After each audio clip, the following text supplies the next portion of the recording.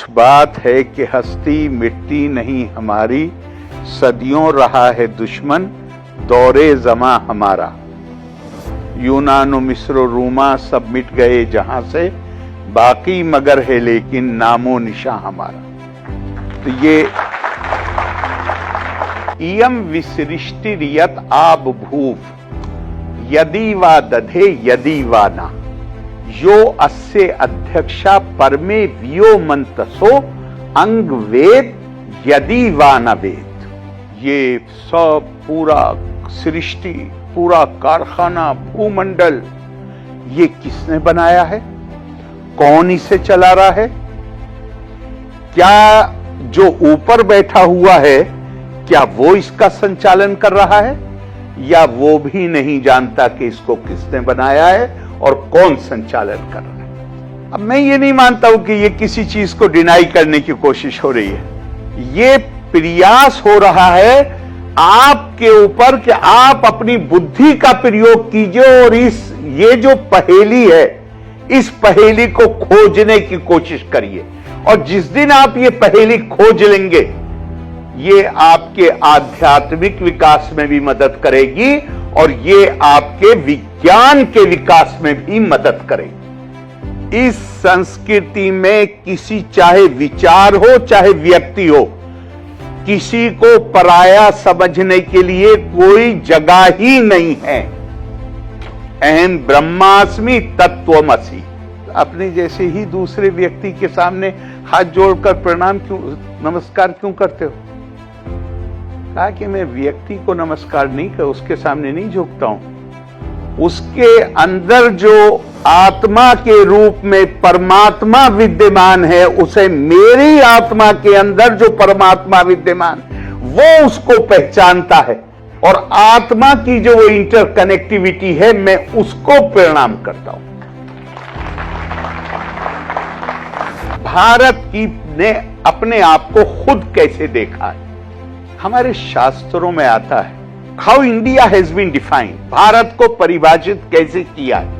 भारत को परिभाषित किया है, उत्तरम यत समुद्र से हिमाद्री चैव दक्षिणम वर्षम तत् भारत नाम भारतीयत संतति। उत्तर में हिमालय, दक्षिण में समुद्र, ये पूरा भूभाग भारत, इसके बच्चे भारतीय। ये शायद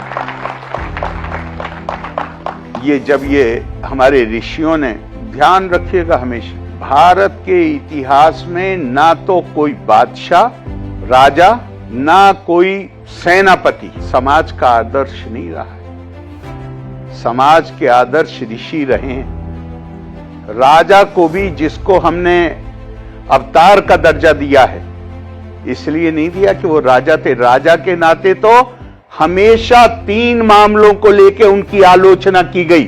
अगर आदर्श राजा को हमें राम अवतार मानना होता, आदर्श राजा तो विक्रमादित्य थे, जिनके ऊपर कोई आलोचना कहीं से, उनके राज धर्म के निर्वाह में कोई आलोचना कभी की ही नहीं गई।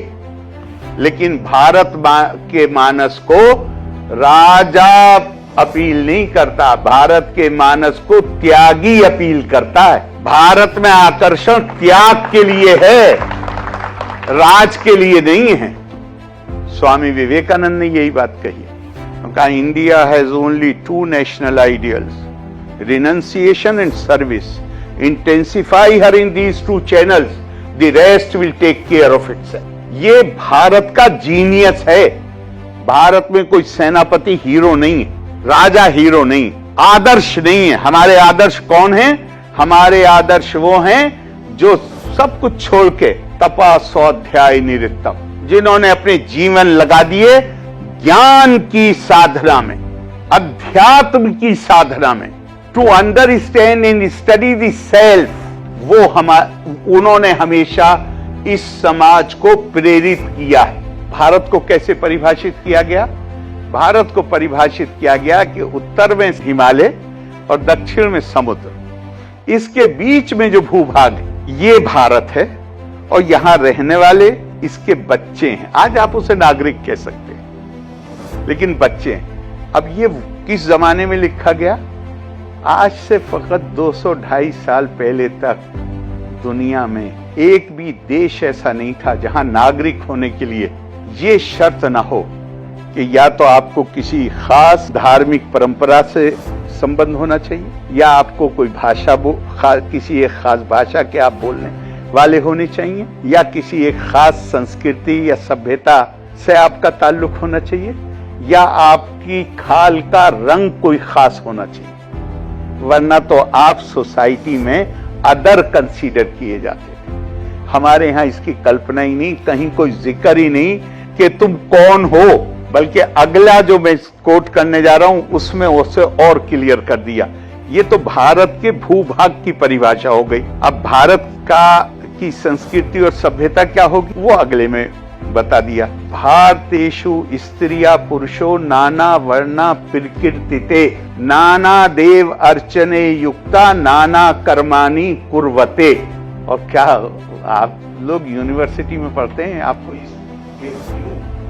must appreciate the way the lines have been composed. You have a special duty to appreciate.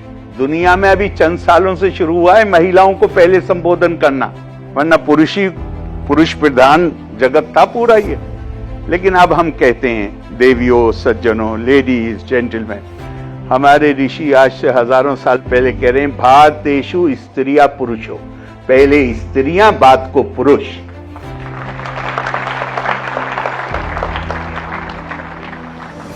इनका संबंध विभिन्न वर्णों से है। अब आपके ऊपर है, आप वर्ण को चाहे रंग लगा लीजिए, चाहे जो भी आप जैसे भी इंटरप्रेट करना चाहें, चाहे उनका रंग, चाहे उनकी नस्ल, जो भी आपको समझना हो वो आप समझ लीजिए। ये अलग अलग विभिन्न वर्णों से, वर्ग नहीं कह रहा हूं मैं, वर्णों से इनकी या तो कह रहे हैं कि खालों के रंग अलग है, या कह रहे हैं इनका ओरिजिन अलग है, या हो सकता कह रहे हैं ये अलग अलग काम धंधा करने वाले लोग।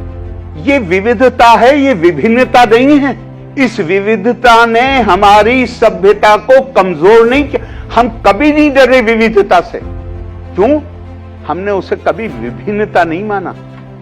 मैं आज आपसे कहता हूं, इस बनारस में भी मैंने जहां पैदा हुआ वहां देखा मैंने, मैं कानपुर से एमपी रहा वहां से देखा मैंने, मैं उसके बाद लगातार बहराइच से का मैंने प्रतिनिधित्व किया पार्लियामेंट में, वहां देखा, और पूरे हिंदुस्तान में घूमता हूं, नॉर्दर्न इंडिया में तो कम से कम सब जगह देखा है।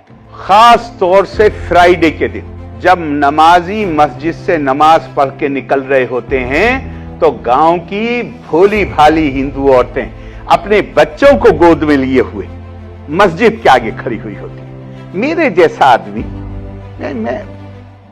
मैं खास तौर से बहराइच, सर यार मैं तो दुनियादार आदमी हूं, मेरी फूंक में क्या असर होगा, मैं तो दुनियादार आदमी। मैं रास्ता काट के निकलता था कि मुझे इनके बीच से ना गुजरना पड़े, इस पर फू फू फू फू करते हुए नहीं निकलना। इसलिए नहीं कि मुझे फू फू करना बुरा लग रहा है, नहीं, मैं सोचता था यार मैं दुनियादार आदमी हूं, मैं कहां इस लायक हूं कि मैं किसी के बीमार बच्चे पे फूंक मारूं। मेरी फूंक से क्या वो ठीक हो जाएगा? मुझे अपने बारे में यह है कि वो मेरी फूंक से ठीक नहीं होगा, लेकिन उसे तो सिर्फ इतना काफी है कि ये नमाज पढ़ के निकल रहा है मस्जिद से, पीछे दौड़ लगाती है और कहती भैया एक फूंक मार। ये गजब का मुल्क है। मैं आपसे कहता हूं ये आपको कहीं दुनिया में ये चीज नजर नहीं आ सकती कहीं।